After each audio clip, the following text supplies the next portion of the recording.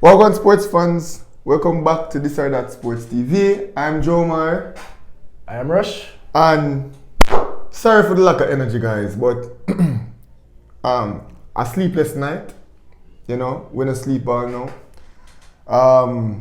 We have to come to today guys with this video because we have to be real. So sorry for the lack of energy, but today we are going to talk about the World Cup, the most recent World Cup qualifier versus El Salvador. First of all, bro, what was that? What was that? You know, a lot of people say, oh, Jamaica do have a style of play, Jamaica don't know what he's doing. I think he does. And I saw the style of play. It just doesn't make any sense. We've been seeing the style of play. The style of play is, you have Liam Bailey, first of all, you have Liam Bailey on the field, you have Bobby Reid on the field, you have Shema Nichols on the field, all technically good players. Yet still, you're going to bypass the midfield and try to give them the ball in the air, when those players are clearly better on the ground. If you want to go in the air, who would you play?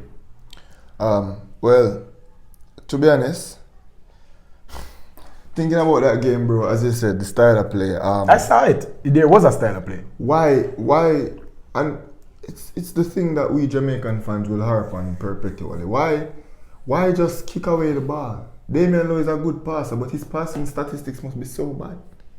Is it that he's instructed to kick the ball?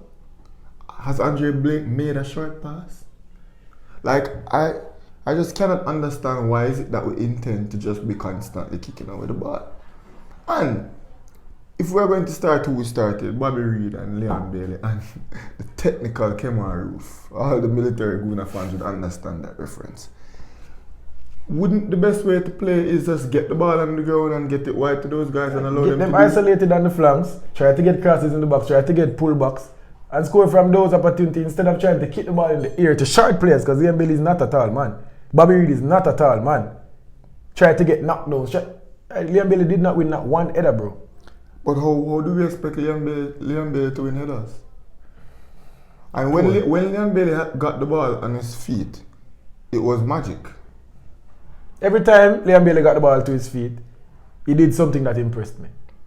Obviously, I wanted more. I wanted to see him running on the end of through balls, getting on the end of crosses, stuff like that. But, bro, what I want to know though, is it over? The optimist in me, or the patriot in me, wants to say that where there's a mathematical chance, there's a way.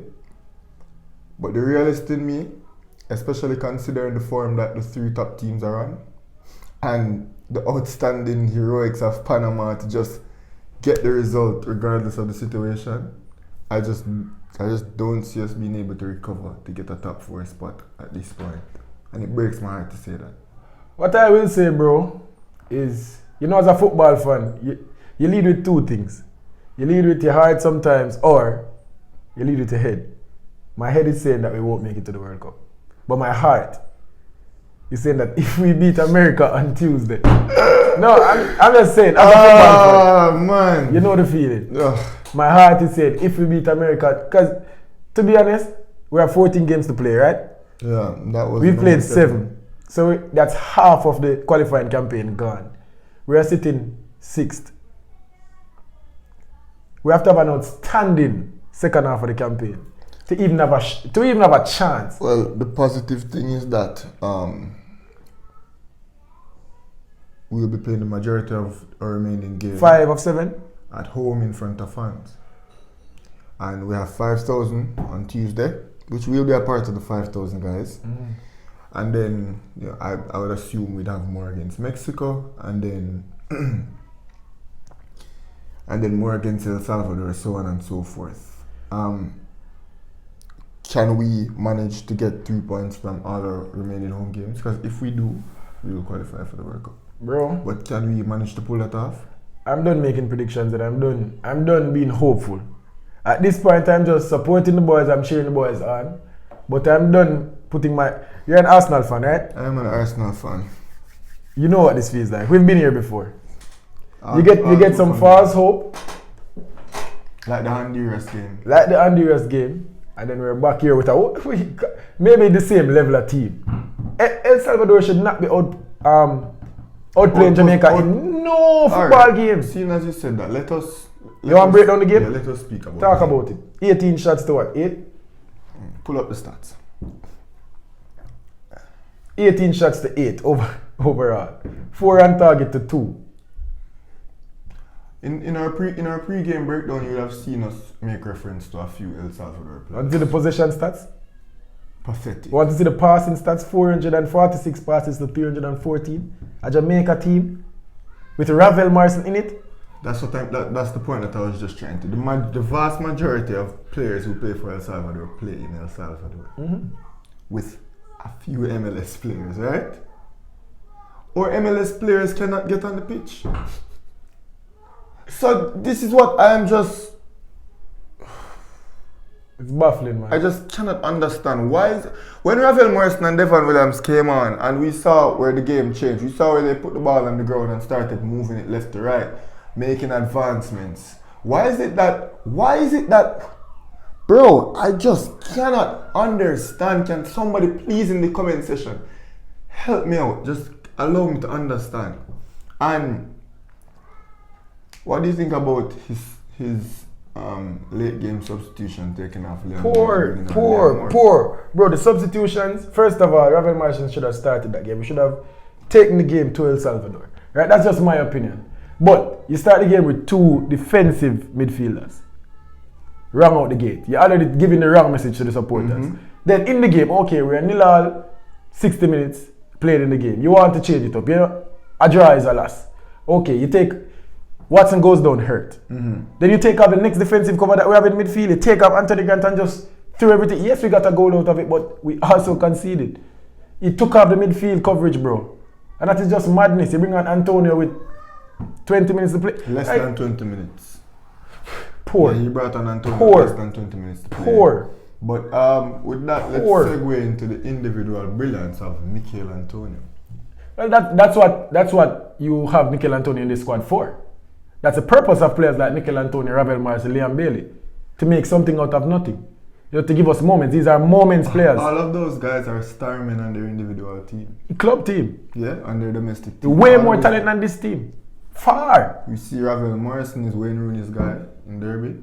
Mikel Antonio, he just does it time and time again for West Ham and Aston Villa record signing Liam Bailey. Like, why? The thing is, why I have to turn to Tapa, right? We know these players. This is not some red stripe, well, not red stripe anymore, but this is not some Jamaican Premier League players that we don't watch week in, week out and say, oh, them crap. We know this. We know that Liam Bailey is a baller. We know Shema Nichols is a baller. Like we know Damien Lowe a baller. You get me I say? We know all these players. They are good football players. The one person I have in question is Tapa. Because I know that these players can play football. Why are they not playing football? What is the system? And let us end on a positive note. Sorry for the lack of energy again, guys, but you have to know that we are absolutely heartbreaking. This was a gutting result, just the way it ended. So our energy will be back, but let's try to end this video on a positive note. Besides Antonio, who would you say are other standout players that, if we stand a chance of getting 12 points from the remaining home games, who would you say are those standout players in that game that you'd say, if they continue to play, that we have a chance of dominating at home? You know, before I give you the standout players, I want to make a point. Is Andre Blake going to give us any sense of security around the back? Is he going to stop you looking so awkward on the ball? And that might be an unpopular opinion, Rush, because no, not because you don't make a mistake mean that you're sure on the ball. And that's the thing. I think he's slow off his line at times. He's uncertain on the ball. Brilliant shot stopper. That he will make saves. He will make saves. But the Andre Blake and I made this point yesterday while I was watching the game. The Andre Blake, the number 18 Andre Blake, because that's the number he wears for the Union, 18, is a different Andre Blake than the number 1 Andre Blake. And do you think it's the pressure or the magnitude of carrying that weight? I'm not going to question. One mistake in the national program might not affect him as badly. I mean, it might not affect him in Philadelphia as badly as it would affect him in the national program, because in Philadelphia he has a whole 6-7 months to make it up, whereas a mistake in CONCACAF costs us the game. So I don't know what it is, but I can say for sure something mental. I did not see a captain on the field last night. I did not see a captain against El Salvador. Not one. But let's get to the standout players. I liked what I saw from Mikel Antonio. Ravel Morrison. I loved what I saw from Ravel Morrison. Ravel Morrison is the best midfielder on the team by far and away. He's the most creative player, and I think Ravel Morrison is the most important player on our team going forward. And I would add Damian Lowe. I liked what I saw from Damian Lowe in terms of marshalling the back, playing out and transitioning the ball from defense to midfield. It was poor, but I liked his defending in the game. Very good defender. And Mariappa could have been more solid this game, but Mariappa is Mariappa. He's always there. He's never had a bad game. Kemar Lawrence, lately he's been a bit too inconsistent. You know, he got an assist. He played the ball to Mikel Antonio, but man, I'm just disappointed. But I'm not going to go to the team and pick out. I'm not going to nitpick at this point. We had the result that we had. At this point, it's time to move forward. The game is behind us. So on Tuesday, we will be in the stadium. America guys provide you with the content. And if Jamaica manages to win on Tuesday, we'll obviously be more upbeat. And let me just say this. If we manage to secure home field, we have USA, we have Mexico, we have Honduras, we have El Salvador. Are those 4 games that we can win at home? They are.